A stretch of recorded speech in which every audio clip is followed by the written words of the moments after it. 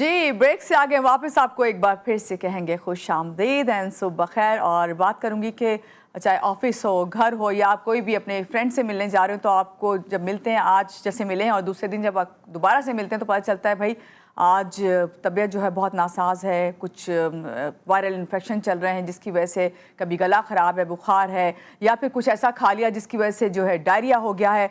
इसी तरह की सूरत हाल हम हर जगह देख रहे हैं। उसकी वजह यही है कि आजकल जो बारिशों का सीज़न है, फिर हम ये देख रहे हैं कि मुल्क में हालिया सैलाब है, जहाँ लाखों अफराद जो हैं बेघर हुए हैं। वहाँ हम ये भी देख रहे हैं कि पानी खड़ा है, सफाई नहीं है जगह जगह पे। ख़ास तौर से जब हम घर से निकलते हैं तो हमें समझ नहीं आ रहा था कि एक अजीब सी जो स्मेल आ रही होती है वो क्यों ख़त्म नहीं हो रही। उसकी वजह यही होती है कि सफाई का नाकिस इंतज़ाम है। फिर हम देखते हैं उसके बाद डेंगू, हैज़ा, मलेरिया और इस हाल की सूरत हाल हर जगह है। हॉस्पिटल्स में जो है मरीज़ आउटडोर में बैठे हुए हैं और सब इसी कंप्लेंट को लेके आते हैं। इसी हवाले से आज हम बात करेंगे। हमारे साथ जो डॉक्टर साहब मौजूद हैं उनसे पहले आपका तारुफ करवाएंगे। हमारे साथ इस वक्त मौजूद हैं doctor Yusuf Lakdawala, general surgeon and family health adviser हैं। इनसे मिलते हैं और बात करते हैं। अस्सलाम वालेकुम डॉक्टर साहब, कैसे हैं आप? अल्हम्दुलिल्लाह। पहले तो बहुत शुक्रिया कि आपने इस वक्त हमें ज्वाइन किया है। और ये सब जो बातें मैं इस वक्त कर रही थी, ये आप भी देख रहे हैं, आपके पास तो पेशेंट आते होंगे क्योंकि आप जो हैं फैमिली हेल्थ एडवाइज़र हैं।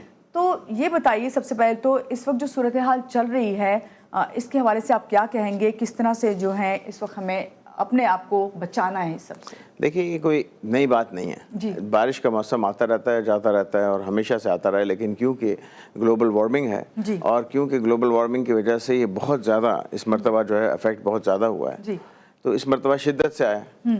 और हमारे मसला ये हुआ है कि हमारे मुल्क में कोई इंतज़ाम ही नहीं है, स्पेशली कराची के अंदर। सही है, तो बहुत ज़्यादा ये नाकिस निज़ाम की वजह से ये बहुत ज़्यादा इसका इफेक्ट बढ़ गया है। उसकी वजह से मच्छर की अफजाइश और मच्छर की दूसरी चीज़ जो कि डेंगू जो कि मच्छर है उसका, वो उसकी ज़्यादा अफजाइश की वजह से बहुत ज़्यादा ये मर्ज़ भी फैलने लगा है। इन तमाम चीज़ों को जो सफाई के नाकिस इंतज़ाम की वजह से, पानी की निकासी ना होने की वजह से और सब दूसरे वजह से और सैलाब की आमद की वजह से ये तमाम चीज़ें बढ़ गई हैं। और ये बहुत ज़्यादा, और लोगों का एक पॉपुलेशन बॉम्ब है, उसकी वजह से तमाम चीज़ मल्टीप्लाई होके अब ये सारी एक मास लेवल के ऊपर आ रही है और बहुत ज़्यादा मरीज़ बढ़ गए हैं। मच्छर की वजह से मलेरिया, डेंगू, फिर सफाई की ना होने की वजह से टाइफाइड। आपने इस साल के साथ तो टाइफाइड तो हमने जो आपको सबसे इम्पोर्टेंट है, छोटे बुखार होते हैं वो पता नहीं चलते और फिर ये टाइफाइड की शक्ल में सामने आते हैं। टाइफाइड हमारे यहाँ का एक बहुत बड़ा मसला है। उसके साथ फिर ये इसहाल, दस्त, जुलाब, ये बहुत बड़ा मसला है। सफाई ना होती है, लोग ठेले का जो खाना खाते हैं या दूसरी जगहों पे भी गंदा खाना रखा होता है वो खा लेते हैं। बहुत ज़्यादा रोज़ाना उल्टी, जुलाब, इसके साथ के मर्ज़ आते हैं। तो ये तमाम अमराज मल्टीप्लाई हो के एक बहुत बड़ा चंक जो कि इकॉनमी पर भी बोझ बनता है, घर पर भी बोझ बनता है और पूरे सेहत के सिस्टम को कोलैप्स कर रहा है। तो ये सारा सिस्टम बहुत ज़्यादा आपके पास एक रोज़ाना की फॉर्म में ये सारा कुछ आता है। डॉक्टर साहब, ये रोज़ाना की फॉर्म में हम जिस तरह देख रहे हैं, इस तरह की जब कोई भी हमें बीमारी होती है, कुछ फील होता है कि हम बिल्कुल लेथार्जिक फील कर रहे होते हैं, नहीं काम हो रहा, लग रहा है बुखार है, तो हम फ़ौरन अपने आप ट्रीटमेंट करते हैं। हम मेडिसिन लेना शुरू कर देते हैं हर 4 घंटे के बाद, जो हमारे नॉर्मली हमें पता है।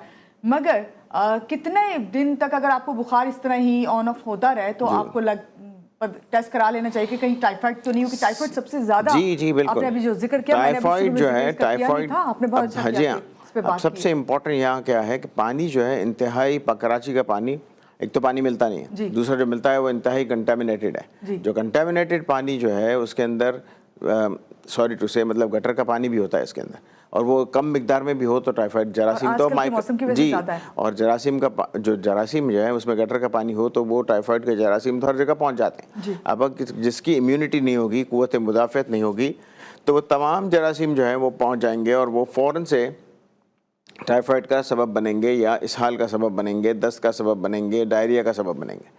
अब टाइफाइड जो है वो आते आते कुछ दिन उसका हम किसी भी डिजीज़ के लिए कहते हैं या बीमारी के लिए कहते हैं कि उनका इंक्यूबेशन पीरियड होता है। पहले आपके जिस्म में पहुंचा, जिस्म में पहुंचने के बाद वो क्या करता है, कुछ दिन रहता है, इंक्यूबेशन पीरियड होता है, फिर उसके बाद वो अपनी अलामत देना शुरू करता है। जब अलामत देना शुरू करता है तो आहिस्ते आहिस्ते आहिस्ते वो बढ़ता है और फिर आहिस्ते आहिस्ते बुखार आता है, फिर उसके बाद वो अपनी फुल फॉर्म में आता है। जब फुल फॉर्म में आता है फिर आपको सही तरह से वो लेथार्जिक करता है, उसके बाद वो फिर अपनी बीमारी देता है, उसके बाद आप ट्रीटमेंट कराते हैं, फिर वो आहिस्ता आहिस्ता उसकी या तो ट्रीटमेंट की तो ठीक हो जाएगा, नहीं की तो आपने वो कॉम्प्लिकेट करेगा। टाइफाइड में ये हुआ है हमारे यहाँ पिछले सालों में कि जो आधा इलाज करके या गैर मौसर इलाज करके मल्टीपल ड्रग रेजिस्टेंस बन चुका है। अब आम दवाएं उस पर काम नहीं करती और फिर वो बहुत ज़्यादा, सिर्फ एक आधी दवा या 2 दवा रह गई है, उसके अलावा बहुत अब नुकसान होना शुरू हो चुका है। तो इसके लिए जल्द से जल्द मुस्तनिद मालिज के पास जाइए, टेस्ट करवाइए, जो कि ब्लड कल्चर होता है उसका, जो बेहतरीन उसका टेस्ट है, और उसके बाद जाके उसका सही इलाज कराइए, वरना बहुत नुकसान हो जाता है। फिर उसके अल्टीमेटली क्या होता है कि मैं तो एज ए फैमिली फिजिशियन भी देखता हूँ और एज ए सर्जन भी देखता हूँ, तो मेरे पास दोनों तरह के केसेस आते हैं कि आंत फट जाती है, उसके बाद फिर उसको ऑपरेट करना पड़ता है, फिर बड़े मसाइल होते हैं। चला जाता है टाइफाइड। जी फिर अल्टीमेटली ये टाइफाइड के आंत फटती है और उसके बाद फिर ऑपरेशन करना पड़ता है। अच्छा, टाइफाइड के सबसे ज़्यादा जो पेशेंट हैं वो किस एज के आते हैं? हर एज में है? हर एज में आ सकता है, यूजुअली जवान एज में ज़्यादा आता है। अच्छा, यंग एज में, यंग यूज अल्टीमेटली ये होता है कि जो यंग एज होती है या मिडिल एज के जो उसमें होते हैं उसमें ज़्यादा आते हैं, क्योंकि यही लोग ज़्यादा बाहर घूम फिर रहे होते हैं, इस तरह होता है। तो बहुत अच्छी बात है डॉक्टर साहब ने कही कि फौरी जो है उसके इलाज के लिए आप मॉलिज के पास जाएं। डॉक्टर साहब, इसी के साथ डेंगू, मलेरिया जैसी बीमारियां, उनको अगर कंट्रोल दूसरा मर्ज जो हमारे पास जो इफरीत की तरह फैला हुआ है वो ये है कि एक तो मलेरिया तो है ही है, जो हम बचपन से सुनते आ रहे हैं वो है, और मलेरिया में ये है कि अगर आपने सही तशखीस कर ली और उसकी दवाएं भी बड़ी मौसर और अच्छी हैं, ठीक है। दूसरा मर्ज जो बहुत तेज़ी से फैल रहा है और फैल चुका है ऑलरेडी, वो है डेंगू। बहुत ज़्यादा अगर जल्दी से आपने उसको तशखीस कर ली, पानी का ज़्यादा इस्तेमाल कराया, अच्छी तरह से उसको घर पे या हॉस्पिटल में रख के उसको सही तरह से आपने जूसेस और ट्रीट किया, तो वो जल्दी ठीक हो जाएगा, वरना डेंगू जानलेवा भी साबित होता है। जी ठीक है ना, क्योंकि अगर आपने उसमें गलत दवाइयों का इस्तेमाल किया, लेट किया, पानी नहीं दिया पेशेंट को, तो dengue can easily be fatal. ठीक है, ये हमने डेंगू, मलेरिया और इस पे तो बात कर ली, हमने टाइफाइड की बात कर ली। जो कॉमन एक और चीज़ है, कॉमन जो है वो है से खाना बाहर से इस तरह, वो मैं आपको बताऊं, कॉमन जो है वो है गैस्ट्रोएंटेराइटिस या एक्यूट गैस्ट्रोएंटेराइटिस। होता ये है कि देखें हमारे यहाँ बहुत ज़्यादा जो है वो कंटेमिनेशन ऑफ वाटर, मैंने कहा आपको, सबसे पहले गंदा पानी, फिर हाथ का ना धोना, साबुन से हाथ ना धोना, सफाई का नाकिस इंतज़ाम, गटर का पानी इधर उधर फैला रहना, फिर पानी उबाल के ना पीना, फिर जो पानी हमारे यहाँ जो आजकल प्लास्टिक की बोतलों में सप्लाई होता है उसके ऊपर कोई चेक एंड बैलेंस नहीं है, वो कहाँ से भर के आए और कहाँ से दिया। ठीक है, ये पानी का इंतज़ाम हमारे यहाँ पे कोई सिस्टम नहीं है, जो कि आपको मानना पड़ेगा और हुकूमत को भी मानना पड़ेगा, भले चाहे जो भी कह ले, लेकिन इसमें आपको देखना चाहिए कि वो खुद नज़र आ रहा होता है कि आप खुद ही देखते हैं कि पानी का इंतज़ाम कैसा है। जो पानी लेके आ रहा है, ले जा रहा है, आपके यहाँ भी जो सप्लाई कर रहा है या आपके यहाँ जो प्रोवाइड कर रहा है, आपका जो सबऑर्डिनेट्स हैं, वो भी कोई उंगली डाल रहा है, कोई हाथ डाल रहा है, तो पानी जरासीम को तो उनके लिए सिर्फ एक जगह चाहिए, एक डॉट चाहिए उसको, तो वो सब फैल जाते हैं। और फिर होता ये है कि वो किसी भी वक्त कहीं से भी आपको ये एक्यूट गैस्ट्रोएंटेराइटिस की प्रॉब्लम दे सकते हैं। एक्यूट गैस्ट्रोएंटेराइटिस में क्या होता है, जो कि दस्त और साल की बीमारी होती है कि पहले आपको उल्टियाँ लग सकती हैं, दस्त लग सकते हैं, जुलाब लग सकते हैं, और उसके बाद फिर आहिस्ते आहिस्ते जो है वो, अगर आप उसमें डिहाइड्रेशन हो जाए ज़्यादा, तो फिर आपके किडनी पे अफेक्ट करता है और एक्यूट रेनल फेलियर या एक्यूट किडनी की बीमारी हो सकती है, जो कि फिर जानलेवा सूरत हाल की तरफ जा सकती है। डॉक्टर साहब, अभी इस पे आपसे मैं बात करूंगी, ब्रेक पे जा रहे हैं, जब वापस आते हैं तो डॉक्टर साहब से ये पूछेंगे कि अगर इस तरह की सूरत हाल हमें हो गई है और घर में हमें पता है कि हमें पानी की कमी महसूस हो रही, तो किस तरह हमें पानी की कमी को पूरा करना है। फौरी तौर पर जाकर ड्रिप हम लगवाने का सोचते हैं, वो मेरा ख्याल है कि नहीं करना चाहिए। लेते हैं यहाँ पे एक छोटी सी ब्रेक, और जब ब्रेक के बाद वापस आएंगे तो डॉक्टर साहब से हम यही बात करेंगे। रहिएगा आप हमारे साथ।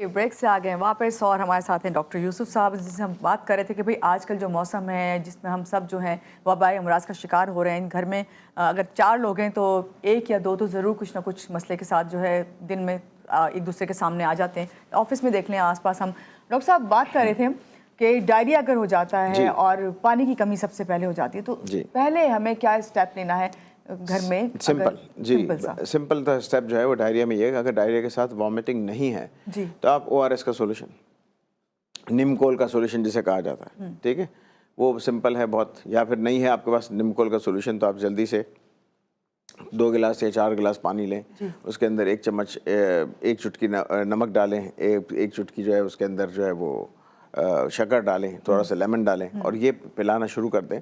जब तक कि आपके पास ORS का पैकेट नहीं आ जाता तो ये आप एटलीस्ट मरीज़ को पिलाना शुरू कर दें। और उसके साथ साथ जो है आप वो कोई भी जो जूसेस हैं आपके पास, फ्रेश जूसेस या आपके पास सूप है, यखनी है, ये थोड़ी बहुत चीज़ें मरीज़ को पिलाना शुरू कर दें।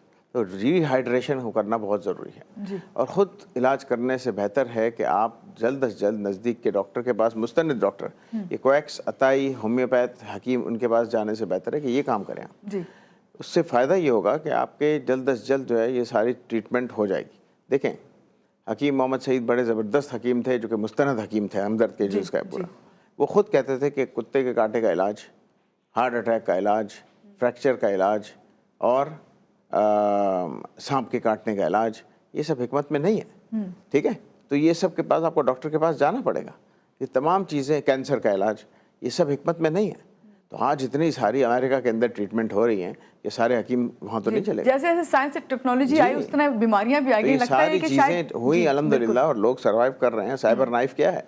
साइबर नाइफ एक बहुत बड़ा जरिया है, जेना हॉस्पिटल में लगा हुआ है और हज़ारों किस्म के ट्यूमर ठीक हो रहे हैं। डॉक्टर साहब, मैं इसके बारे में ज़रूर बताऊंगी हमारे नाज़रीन को। लोगों को नहीं पता कि साइबर नाइफ जेना हॉस्पिटल में है और एक ही है जिसमें पूरा मिडिल ईस्ट भी आता है यहाँ पे। जी, फिर तो ये एक ऐसी चीज़ है जिसको आपको यकीन करना पड़ेगा और अल्टीमेटली इसको मानना पड़ेगा कि हाँ भाई ये एक साइंस की बड़ी तरक्की है। बिल्कुल। और इस पे जाके लोगों ने अपने कहाँ के ट्यूमर जो है ठीक कराए और अल्हम्दुलिल्लाह शाफी इलाज लेके चले गए। तो ये तमाम चीज़ें आपको समझनी चाहिए और एक्सेप्ट करनी चाहिए खुले दिल के साथ। जिसके लिए आपको लाजमन जो है ट्रीटमेंट के लिए जाना पड़ेगा, आपको घर से निकलना पड़ेगा। डॉक्टर साहब, आपने जब जिक्र कर ही दिया सांप के काटने का, स्नेक बाइट और डॉग बाइट, इसका बताइए कि फौरी तौर पे किस तरह इससे जो है इलाज हो, फर्स्ट एड हो अगर बाइट कर लिया है स्नेक ने या डॉग ने, लेकिन इससे बचे कैसे? जी, अब सबसे पहली बात यह है कि आपने जिस तरह सैलाब का जिक्र किया या आज का जिस तरह आपका मौजू है, तो सैलाब में क्या होता है कि हर चीज़ एक तरह से, अपने सांप के बिल हैं, अब बड़े अरसे से खुश्क पड़े हुए, ठीक है, अब जहाँ पानी भरा तो वो भी एक चीज़ ऐसी है कि जो ज़मीन से बाहर आएगी, ठीक है, और अफरा तफरी मची हुई है तो वो भी अफरा तफरी में ही है। वो जान बचाने के लिए इधर उधर भागी, फिर उसने जो है अपनी जान बचाने के लिए या आपने छेड़ा या आपके पैर से लिपट गई वो, तो वो भी आपको बाइट करेगी। इसमें आपने देखा कि भाई कल दो दिन पहले एक न्यूज़ आइटम चल रहा था, मैं देखा टिकर कि सांप के काटने की और कुत्ते के काटने की वैक्सीन हमारे पास वाफिर मिकदार में मौजूद है। तो भाई आपने, गवर्नमेंट ने लिखी ये चीज़, तो मैं तो कहता हूँ कि पहले इतने वाफिर मिकदार में कुत्ते क्यों मौजूद हैं कि वो जो काटें और फिर आप वैक्सीन लगाएं, ठीक है ना। पहले तो उसको एरेडिकेट, एलिमिनेट कर दें सबसे पहले जाके। जो स्ट्रे डॉग्स हैं वो बहुत बड़ा नुकसान है एक कम्युनिटी के लिए कि आप रात को चल ना सकें, सुबह नमाज़ पढ़ने जा ना सकें, तो इसके लिए बहुत ज़्यादा एलिमिनेशन की ज़रूरत है। उसके लिए कुछ कानून बने हुए हैं, अब हम कुछ कह नहीं सकते उसके बारे में, और करना ये चाहिए। देखें, मेरे पास तो ऐसी मिसालें कि एक माँ का एक ही बेटा बेचारा वो स्ट्रे डॉग था, उसने काटा तो नहीं, वो खाली उसके पैर के पे एक ज़ख्म था, उसने उसको चाट लिया। अब वो चाट लिया, थोड़े दिन बाद उसने भी कोई ध्यान नहीं दिया माँ ने, अब वो बेचारा जो है वो कुछ दिन बाद उसको रेबीज़ हुआ और मर गया। अब ये किसके ऊपर जाएगा ये खून, ठीक है ना। तो ये सोचने की बात है, सोचना पड़ेगा। और ये स्ट्रे डॉग्स को जैसे भी हो इसको एलिमिनेट करें, नंबर 1। अगर नहीं होता तो फिर फ़ौरन, क्योंकि लोगों का IQ और तालीम बहुत कम है हमारे यहाँ, उसको नहीं पता कि भाई ये चाटने से भी हो सकता है, तो उसको फ़ौरन जाके, और वहाँ जिस तरह जगह वो रहती थी बेचारी, वो कोई ऐसे अच्छा इलाका नहीं था, और वो जाके उसने किसी और ऐसे ही अताई डॉक्टर से पूछा, उसने कहा कुछ नहीं होता। और फिर बाद में जब मेरे पास, जब बाद में किसी वजह से आई तो उसने ये जिक्र मुझसे किया, तो मैंने कहा तुम्हें तो उसी वक्त डॉक्टर के पास जाना चाहिए था। तो उसने कहा मैं गई थी, उसने कहा कुछ नहीं होता, वो डॉक्टर भी ऐसे ही था, और उसने बस वो ख्याल करके और मर गया। तो अगर ना ये कुत्ते होते, ना ये चीज़ होती, तो ये सफाई सुथराई वाला माहौल हो, तमाम स्ट्रे डॉग्स अगर आप मार नहीं रहे तो उनको उठा के उन मुल्कों ममालिक में भेज दें जहाँ वो खाते हैं उनको, ताकि ज़रा मुबादला कमाएं। ठीक है साहब, आपने जब ये जिक्र किया ना, आपकी बात कंप्लीट अभी करिएगा। इस पहले मैं ये सोची थी कि जब ये सूरत हाल आपने बताया, जब सैलाबी सूरत हाल हुई, बारिश हुई, तो ज़मीन से जब सांप निकले, तो इस तरह आप ये जो स्ट्रेट डॉग्स हैं इनकी भी जगह से जो है छिन जाती है, जहाँ रह रहे होते हैं, जाहिर बात है जी, ये भी भागेंगे, बाहर निकलेंगे, तो इस तरह वो भी हाइपर हुए, इसलिए हाइपर हुए हैं। तो इसलिए बेहतर ये होता है कि इनको एक तो या तो आप बेहतर ये कि इनको एलिमिनेट कर दें, और एलिमिनेट करके या फिर या तो भेज दें बाहर, ठीक है, या फिर इनको तल्फ कर दें। दूसरी बात यह है कि आप इनको, जो सांप के काटने गए, इसका तरीका यही होता है कि सबसे पहले तो आप इससे बचें। दूसरी बात यह, अगर नहीं बचते और काट लिया तो इसको, वो जो आजकल पहले कहते थे कि टाइट बांध दो, फिर दांत लगा के मुंह लगा के जहर खींचो, ऐसे नहीं करते। स्टेबल रख के फ़ौरन नज़दीक सेंटर में जाएं और सेंटर में जाके एंटीवेनम का इंजेक्शन लगवाएं और फिर उसके इंजेक्शन का कोर्स होता है, इस तरह करें, वरना ये बड़ी ख़तरनाक बात होती है। अगर आप नहीं पहुंच सके वक्त पे तो कुछ सांप ऐसे होते हैं जो फ़ौरन डेथ कराते हैं, कुछ घंटे में कराते हैं या कुछ 12 घंटे या 24 घंटे के अंदर कराते हैं। डिपेंड करता है कि कैसा सांप है, कैसा जहरीला है, ये सारे अलग अलग वेराइटीज़ होती है इसकी। जी डॉक्टर साहब, अगर फॉरेन वैक्सीन जो है लग जाए और ट्रीट हो जी, जाए वो तो एंटीवेनम होती है उसकी, इसको इसीलिए कहते हैं वैक्सीन। अदरवाइज इसके एंटीवेनम के शॉट्स होते हैं जो कि न्यूट्रलाइजिंग इसके एंटीवेनम के वैक्सीन कह लें या उसको एक और इस्तेलाह यूज़ की जाती है वो होती है। ठीक है, बहुत शुक्रिया डॉक्टर साहब, आज के Thank you प्रोग्राम में very आप much. तशरीफ जी। लाए और आपने मेरा ख्याल है ऐसी तमाम चीज़ें जो उनको कवर कर लिया, वो बीमारियां जो इस वक्त फैली हुई हैं जिसमें हमें एहतियात करने की Thank you ज़रूरत very है। much. बहुत शुक्रिया आपका एक बार फिर Okay. से। जनाब, यहाँ लेंगे एक छोटी सी ब्रेक और ब्रेक के बाद जब वापस आएंगे तो और भी आपसे बहुत सारी बातें होंगी, रहिएगा हमारे साथ।